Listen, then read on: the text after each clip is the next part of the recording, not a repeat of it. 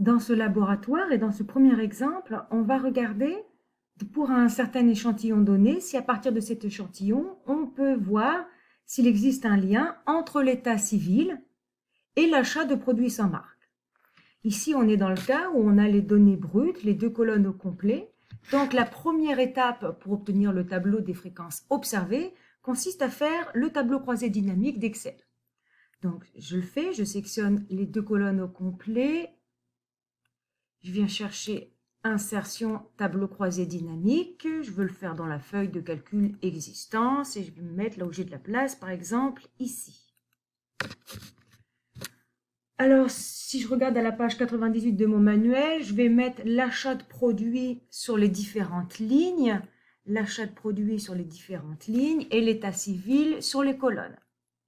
Puis je prends n'importe quelle variable et je la glisse dans valeur. Je me déplace, sinon je ne suis pas capable de le faire. Donc je prends n'importe quelle variable, je la mets dans valeur, puis je m'assure toujours que c'est bien nombre et pas somme de sélectionner.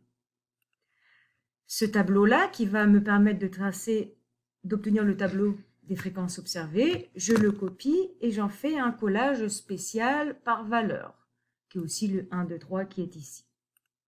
Donc à partir de ça, je vais avoir mon tableau. Donc ça va être le tableau des fréquences observées. N'oubliez jamais de jamais laisser de code. Donc là, c'est achète, il manque un E, a déjà acheté. Bon, je ne vais pas l'écrire au complet. Et puis achète, n'a jamais acheté. Ici, pour l'état civil, c'était marié ou conjoint de fait et célibataire. Donc ici, c'est l'état civil. Et ici, c'est l'achat. Je pourrais regrouper ensemble ces cellules-là. D'accord. Je vais entourer tout pour faire un tableau. Je vais tout centrer. Ici, je vais ragrandir, annuler. Voilà. Donc là, on a le tableau des fréquences observées. Et à partir de ça, on fait comme le laboratoire précédent. Donc, je le copie et je vais le coller pour faire après le tableau des fréquences théoriques. Tableau des fréquences théoriques. Donc, je change son nom ici. Fréquences théoriques. J'efface les données qui sont à l'intérieur et puis, quitte à ce que ce soit tout effacé ici, j'efface les données à l'intérieur.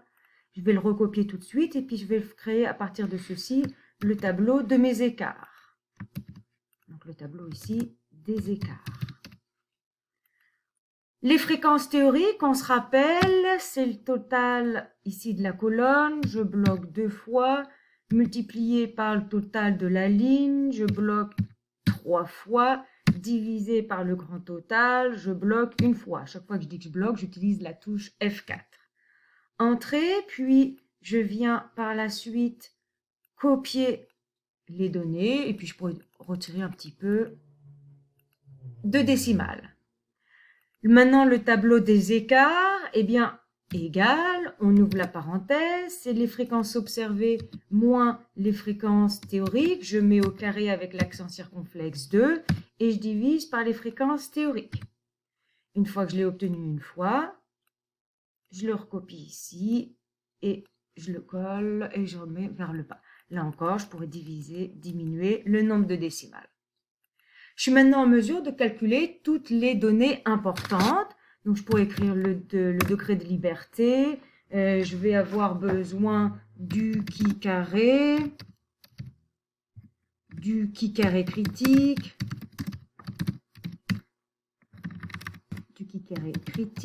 et du V de Kramer. On pourrait même faire aussi la p-valeur. Voilà. Le degré de liberté, c'est le nombre de lignes moins 1, 3 moins 1, 2 fois le nombre de colonnes moins 1, 1, donc ça fait exactement 2.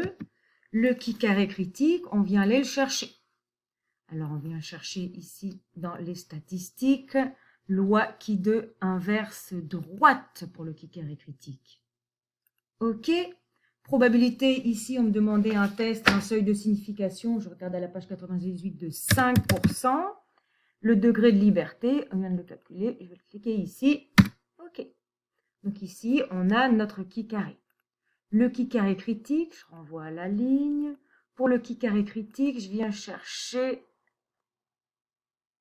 Oh, qu'est-ce que j'ai fait? Ça, c'est le qui carré critique. Oh, annulé.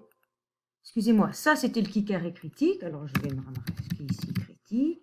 Et le qui carré, évidemment, vous avez bien suivi, j'imagine, c'est la somme du tableau des écarts. Donc là, je viens chercher la somme.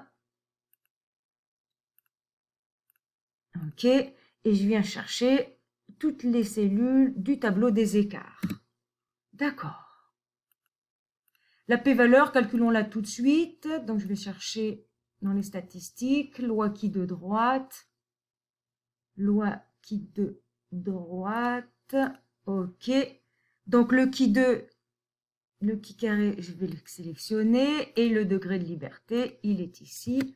Voilà les données.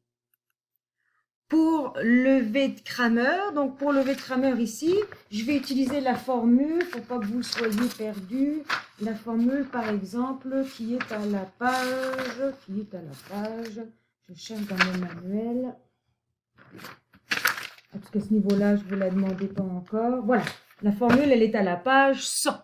D'accord? Donc, la formule, je dois faire la racine. Alors, j'écris la racine, j'ouvre la parenthèse pour la racine. Au numérateur, c'est le qui carré qu'on a calculé ici. Et au dénominateur, attention, j'ai un produit, donc je mets des parenthèses. Le n, je viens le chercher par exemple ici, multiplié par grand L moins 1. Grand L, c'est le nombre minimal de lignes et de colonnes. Là, le nombre de lignes, c'est 3. Le nombre de colonnes, c'est 2. Donc, le nombre minimal de lignes et colonnes, c'est 2. Si je fais moins 1, en fait, ça va être fois 1. Bon, je vais écrire fois 1, mais du coup, je n'étais pas obligée. Et voilà, ici, on a tous nos résultats.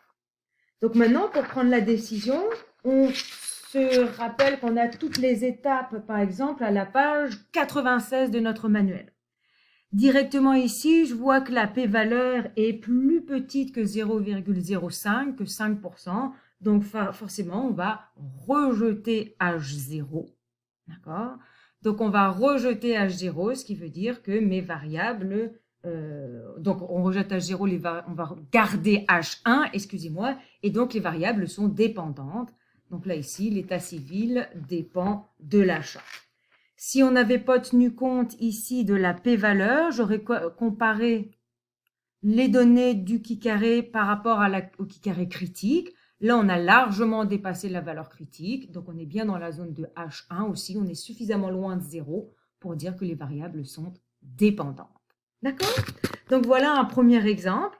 Donc, la première étape, quand vous avez les données brutes, c'est de déterminer le tableau des fréquences observées avec le tableau croisé dynamique d'Excel. Puis, à partir de là, on fait la même chose que dans le laboratoire précédent. Donc, voilà, j'espère que ça va vous aider. Et puis, je vous souhaite un bon laboratoire.